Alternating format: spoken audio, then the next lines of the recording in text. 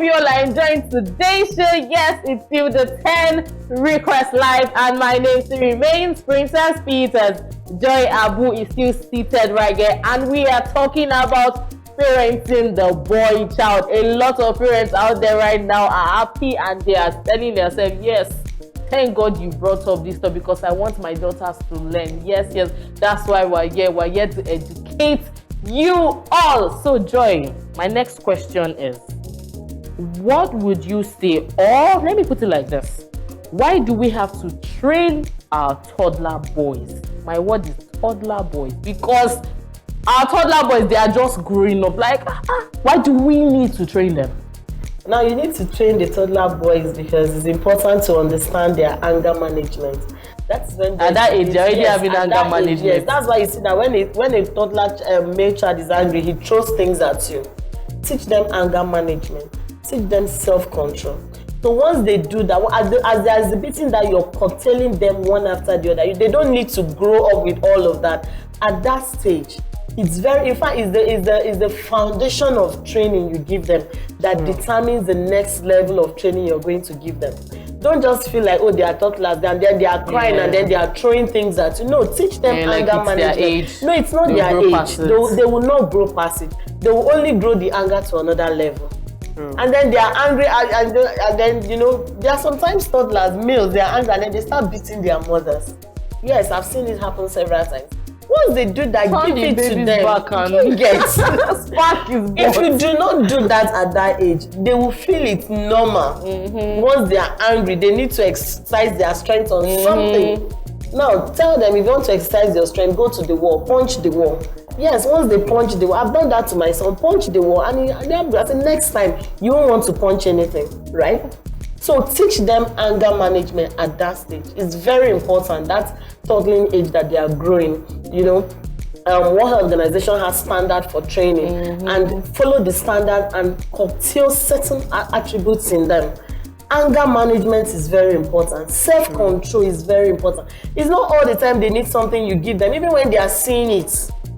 Make them understand that no, the fact that you're seeing it does not mean you should have it. You should have it. That way it will help them in the future as they are growing.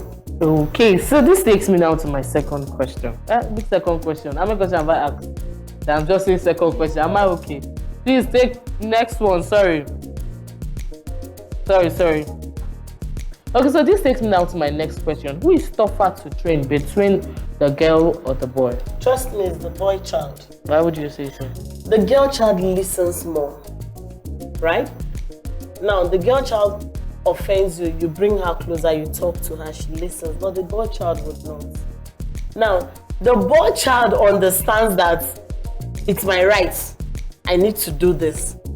It's tougher to train the boy child. I'm dealing with a 5-year-old boy at home, and sometimes one day I had to tell him, like, I didn't go through this. Why are you training your sister at this age? Why are you giving me so much of stress at this age? You know, it's tougher because you want to model them to become good husbands, good fathers to their children. Now, at large to the society, to take responsibility. So you're doing all in one. You're building their self-esteem. You're making them understand that you need to stand up for your family. You need to stand up for everyone around you. Now they are like the shield in the family. So you're training, you're modeling all of that in one person, and still trying to make sure that all this you're modeling does not bring out the bad side of this child. So it's tougher to train the boy child than the girl child. Okay, some people would say there is limits to this thing. And when you overtrain the boy child, they hide under their shell in public. They won't be able to say things. They won't be able to address matters. What would you say about it? No, when you overtrain the boy child? That is where you deal with self-esteem. In the course of training, avoid tarnishing the self-esteem of that child. No matter that. Now, this is it. When you talk about training, it's broad. You do not train your child in such a way that when he's in the midst of his peers, he feels left out. Some parents have a way of scolding their male children in front of their peers. It's wrong. That's wrong. Yes, it's very, wrong. Very. Even comparing your kids don't other do kids, it. very it's wrong. Now, in all of that, do not tarnish their self-esteem. because that is what will stand up for them. That is what will keep them going. The confidence you build in them while you're training them is you want them to become people that will look up in the society and be able to speak out without disrespecting anybody and still pass their message properly. How do you do that? That's when you're dealing with the self-esteem, dealing with the... It's not wrong for you to tell your boy child, you're handsome, I love you, boy, I love you, go ahead. The word, say those good words, those sweet words to that child. You're building the confidence of that child. When the child dresses up and steps and knows that it's looking good and all of that, mommy has said, I'm looking handsome. Like, I have this nephew that when his mom is done dressing him up, he will now come and say, Auntie Princess, how do I look? I say, oh God! Tell me, that kind of child would never be trashed outside. Because the confidence he has gotten at home enough is leading him outside. So that's it. Okay, so I want you to take us through the age by age training method. Okay. Now, 0 to 5 years, right, is a very delicate period, both in the female girl child and in the boy child. Now, at that age, World Health Organization will tell you that whatever you need to form in a child is formed within that age. That's what people miss and people don't understand. You feel like it is when the boy is 12 years, you now start saying no. It starts from that 0 age. When they are babies, when they are sucking, it starts at that age. Now, at that age, you're teaching them, like I said earlier, on anger management. Observe, do more of observation. What are you observing about this child? Is this child the type that wants to scold on the child start crying? Learn to discover other methods to train a boy child. We shouldn't have the notion of, if you want to train a boy child, it must be the hard way. And you should let them express their emotions. I've been in a situation where a boy child and the mother says, shut up, you don't know you're a boy, why are you crying? And I felt bad.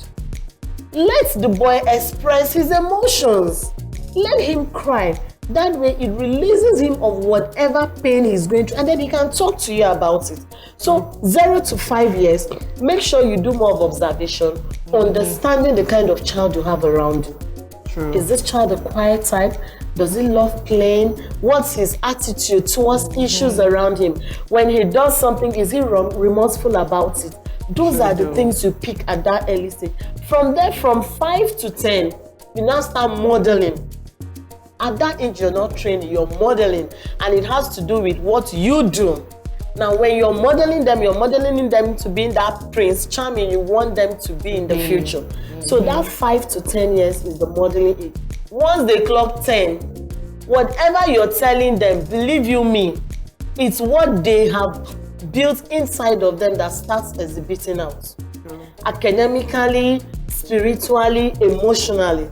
If you've taught them to be empathetic towards one another, you see that even the way they want at that age to start showing. True. You will see that a boy child will walk up to the mother and say, why are you feeling sad? What's the issue? No, because it's what you've taught them as a growing. So once he's 10, it is what is inbuilt in them that comes out.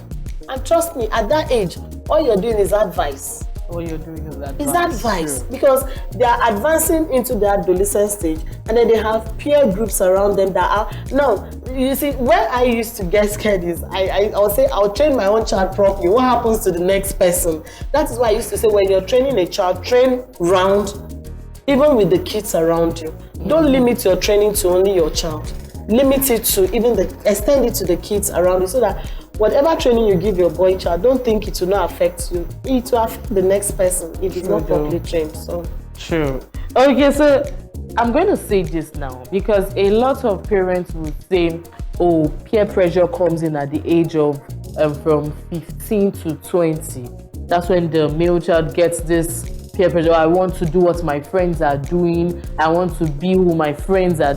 What would you say about that? Because a lot of boys forget that training given to them from age 0 to age 10. When they get to that point, that peer pressure affects them, bam. Before, in the past, peer pressure started at 15. Now, it starts at even 8. That's why we are talking about bullying. Yes. That's why we at even 8. Yes, that's why we keep talking about bullying. Why do you think that a 10-year-old child will be bullying another child in primary school? If these things are not starting early, why are we talking about bullying? Why are we teaching our kids that, you know what, bullying is not... So peer pressure does not start at 15 now, in this generation. It starts at 8, it starts at 10. Your child is already telling you, I want the same birthday cake that this person did. Those are all the significance of peer pressure. So you need to start at that early stage. And mind you, like I said, from 10, you start modeling. It is what has been built in them that is coming out. At that stage, I said advice. You keep reminding them, this is the family value. That's why every family should have values. Every family should be known for what they stand for, what they represent. True. And you keep reminding that child. You know what? I used to say it, once the child gets to 5, 6, 7, 8 to 10, ask the child, what kind of a man do you want to be? Write it boldly, print it out, and every morning there should be affirmation. Wake up, look at what you've written. This is the kind of person I want to be. And they keep growing. So you're only advising them. Remember you said you want to be this kind of person. Yeah. If you're going this way, you're not going to be this kind of person. So it takes away whatever peer pressure will definitely come. But it won't be as bad as if you do not train them properly. Okay, so I want us to wrap this right now. Let's wrap it with a word of advice to our parents and even the boy child and even our ladies out there. Give them a word of advice. Okay, finally, I would like to say that we live in a society where both the girl child and the boy child are under going through this process called gender equality. Now, I want us to understand that when we're talking about gender equality, we should not narrow it only to the girl child. We should include the boy child because, trust me, in the nearest future, the boy child is going to be marginalized if we do not give them proper training. And this is to our parents out there. Please don't train the boy child with supremacy. Okay. Don't make them understand that the training they have, all they have to do is, oh, you're the man, she will come and say, no, you behave like a man. No. Teach them the core values that will lead them and take them through the process of life.